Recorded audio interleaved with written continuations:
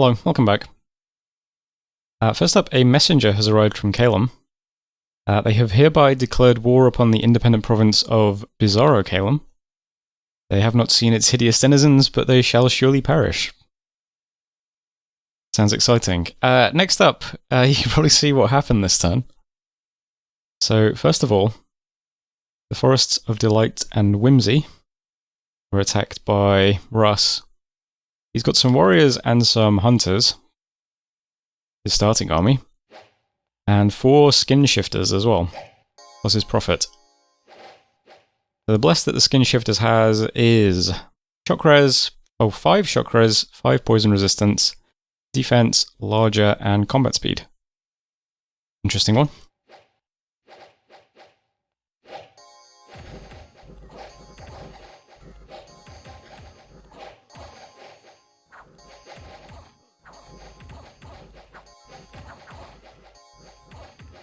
So, not much problem for those guys. They lose a couple of the basic stuff. Sacreds are fine. Then we moved in with Griffrey's swordsman. So we do outnumber them a little bit.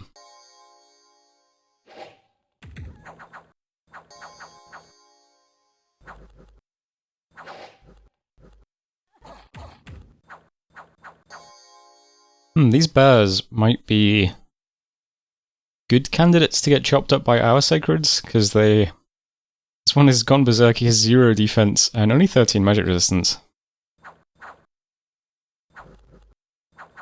They do of course hit very hard and live for a long time though.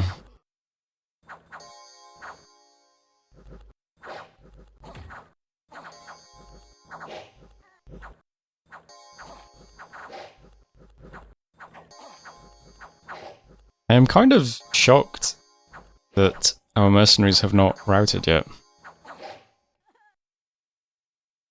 They do eventually rout, but so does he, so... The question is, who routes away from the battlefield first? It turns out it's him. So there was the forest. We lost the mercenaries, basically. But we killed 4 of his sacreds and his 6 warriors, so he only has 8 ranged units left, plus his prophet. And those sacreds cost him 65 gold each, so... that's pretty bad for him, I think. We now have the province still. We then also attacked Sweetwater Gold Petals.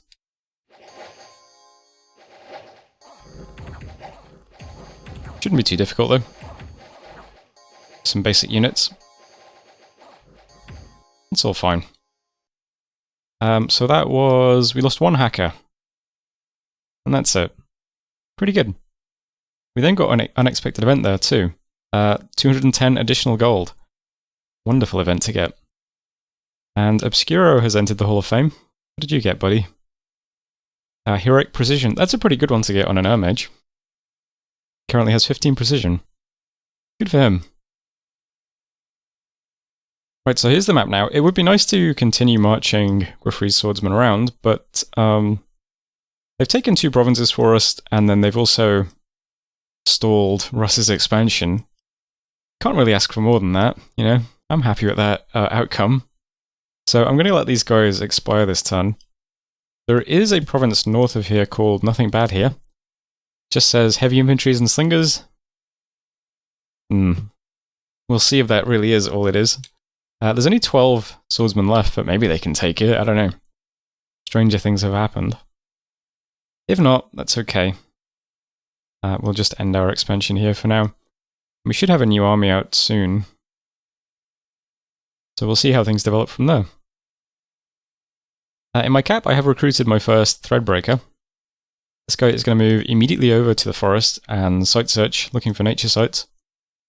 I've also put the defense area up to 20 because, you know, Russ might be a bit angry. Not trying to throw stuff into me. You never know. I'll try and keep that a bit safe. I assume he still has his prophet plus the 8 ranged units here. He might do something crazy, I don't know. But we'll make sure that we can defend it, and my mage will go over and site search. We've got 1 commander here who's going to move to Szumogliika, pick up an army next turn. We have another commander plus the priest are going to move over to Sweetwater and put up a fortress here. We had quite a bit of gold in the treasury this turn. Spent a lot of it on PD, but we should be able to start a fort next turn if we delay unit recruitment. It should be pretty good. We'll have the priest and the commander there ready to build stuff.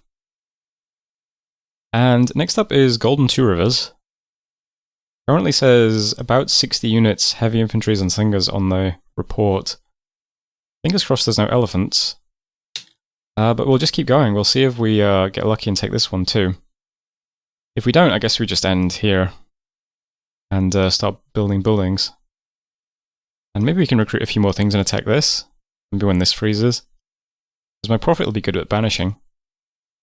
But fingers crossed we take this too. Sweetwater is 120 income province. It's nice to start with. Lots of junk around it as well. But this will provide the province with resources at least if we can take it all. In my cap, I'm recruiting another Threadbreaker, a bunch more units. Currently 9 things in the garrison.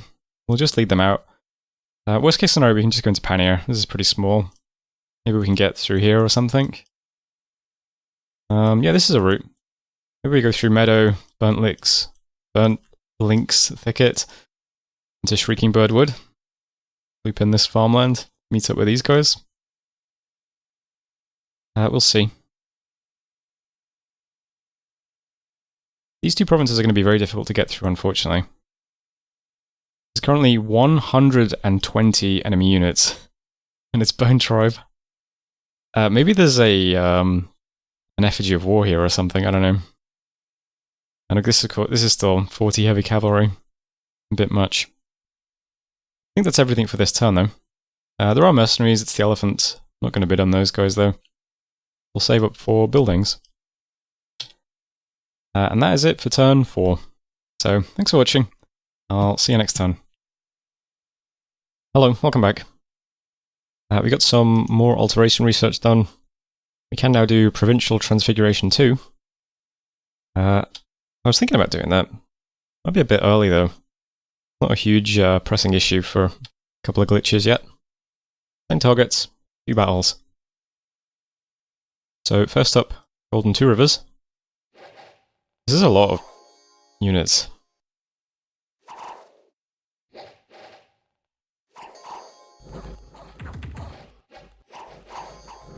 I'm still very sad that the custom sound effects for the attacks don't work, by the way.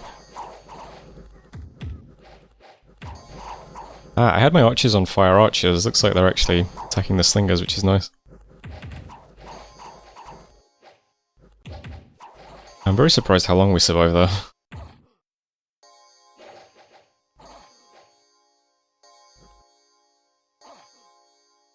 So there we go. We lost 4 more hackers and a stellar. Not great. Kept all the sacreds alive though. Damn, 50 heavy infantry. I feel like that went kind of well, considering. It seems kind of difficult. Next up, the mercenaries were suiciding into nothing bad here. However, turns out this province is very small. So we managed to take this province. There was, in fact, nothing bad here. So impressed by, like, the fact that these guys have never routed. Well, I mean, they routed last time, but after they'd already won. So, a huge round of applause for Gwrfryd's swordsmen. They've served us exceptionally well. 2 more provinces this turn. Nothing bad here, we then got 300 gold. Really nice. And completely same plane. Unfortunately, we lost 20 province income. And Gwrfryd's swordsmen have retired. Yeah, that's so unfortunate. We got that misfortune event early on. Dropped the province to misfortune 3. It's crept back up to misfortune 2, but yeah, then we get a minus 20 income event. Unfortunate. We've pushed luck everywhere else around it. But yeah, just desperately trying to tip it back to luck so that we stop getting bad events here. Anyway, that's it for messages. So here's how the map looks now. This has been an extremely successful and unexpected push. The fact that we have 6 provinces already is pretty nice. Let's try and make it 8 next turn. We're going to press on from Golden Two Rivers to Behemoth's Rest. We can see a neighbor now, and also a neighbor's neighbor. So it's possible Ulm is here and also attacks this, because it's very small. But we'll give it a shot. We still have 15 units, 10 archers, and my prophet. And my sacreds are nothing to sneeze at, so maybe we can survive a bump with Ulm, I don't know. But it would still be nice to press on, take this, and then finish off this ring, and just like encapsulate these provinces without having to actually take them. So that will be the plan. This needs to freeze though, which I'm not sure if it's going to. I guess we could go to the forest and then down. Not sure. The fact that these are roads suggests that this is someone's cap. So maybe not. I think we have to cross this river, I think, but I don't think it's going to freeze. Cold 2 here, it's heat 1 here. I'm not sure. Maybe we get to this province and then we just sit here and wait for it to freeze. Scout is going to move up though, we'll see what we can see around here. New army then is being sent out of Pania. Just got a regular commander, a priest. We have 17 units and they're all pretty high quality. So this is kind of a small province. I'm going to try and do what I said and just go around here. Terrain around here is just really difficult. This is now frozen, so it's very hard for us to get to Terrace Peaks. We have to go through Uncountable, and this is just impossible. So all this territory is kind of just cut off from us for the time being. So I have to really lock up this territory as best I can. So we'll try getting all this stuff. Maybe we can get these 2 farmlands if you're around, if they look really easy, but I'm not sure how simple it's going to be to actually hold this stuff. We desperately need to get through this, I think, because it opens up some more paths for us at least. But I don't know. 90 Bone Tribe. I really need to hit this with a scout, I think, and see what's actually here. It's kind of difficult. Could throw a mundane commander into it. Just recruited another one this turn.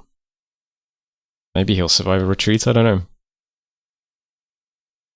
But that's it for the basic stuff. We've got a bit of PD everywhere now. I've started putting up a palisades in Sweetwater, and Priest is just preaching. And my mage is over here in the forest, site searching. So fingers crossed we find some nature sites, that'll be really nice. If not, we'll just continue walking around site searching, that'll be fine. And that is it for this turn. So I'm last person to take my turn. So just going to check the video and then I'll see you in a moment. Hello, welcome back. Lots of battles this turn. We searched the Forest of Delights for magic sites and found nothing. Always a scam when a forest doesn't have a nature site, if you ask me. And then we spied Ulm attacking the mountain we attacked, with a huge number of troops, unfortunately. These are axe warriors. They dual wield axes and they also throw axes. And we've also got the mighty Markata, some archers from Ulm.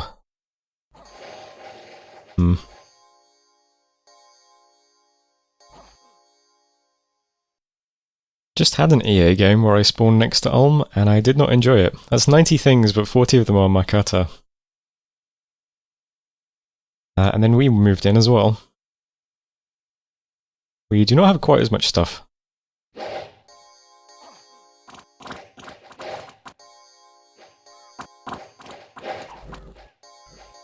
We also get shredded pretty terribly.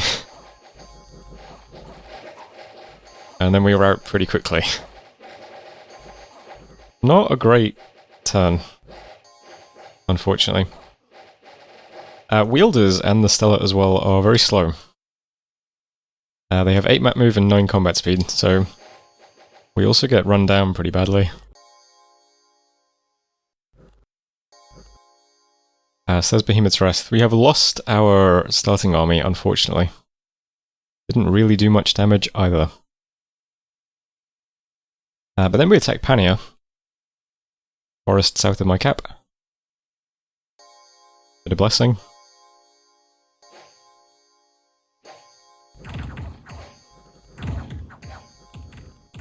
These guys at least we chew up. That's pretty nice. So that was Pania. So we took Pania. It does have a mist-covered highlands, which is quite nice. It doesn't let us recruit anything interesting though. Turns out this was Ulm's cap, so we actually tried to move into his cap circle. Bit of a shame. Usually in positions like that, I might have sent Ulm a message and said, I'm attacking this province, is that okay? I didn't do that last turn, even though I was thinking of doing it, because I was the last person to take my turn, and I felt like I had pressure on me to do the turn. So I just wanted to get it done, so I just took a risk, and if I just messaged him and said, can I attack this, he would have said it's my cap circle, and I wouldn't have bothered, and we'd be in a much stronger position now. As it is though, we have a huge army directly on our very, very weak, very, very lucrative province. So, unfortunately I have to prepare to get attacked by Ulm now. Nothing really else I can do. Unless we don't get attacked next turn, we have to assume we're being attacked. So in order to prepare for that, I'm doing two things. First of all, the army that just took Pania and the stuff that's currently in Szumogliika, which isn't much, is all moving to same plane. And my prophet is moving to gold petals. And that's so we can defend gold petals next turn if we get attacked here. So we don't have much stuff, but we've got a lot of sacreds, a lot of the stellar. We also have some glitches. This army does have pretty isolated commanders. So if we have some teleporting glitches on hold and attack rear, they might kill these commanders pretty quickly. This commander is a bit of a problem though, because he's a bit mixed in. So that's all we're doing this turn. We're moving stuff to same plane to defend here next turn if we need to. I'm also, as an extra bit of prep, casting Provincial Transfiguration 2 on this province as well. This will damage this province. It will cause a bit of emigration and a bit of population loss. It also inflicts damage on anything here. So my commander might take a little bit of damage. Hopefully he doesn't get an affliction though. But yeah, we're going to cast that, and that will produce a bunch of glitches here to help defend. It should produce about 2d6 1 glitches and 1d6 2 glitches. So we should be able to defend with something in gold petals next turn, but we'll have to see what happens. I've got the province defense here on 25, but I was thinking maybe I should just put it down to 6 this turn, and we'll just see if we need it next turn, and we'll just save up the 3-5 gold. Might be better. And yeah, unfortunately that's it for this turn.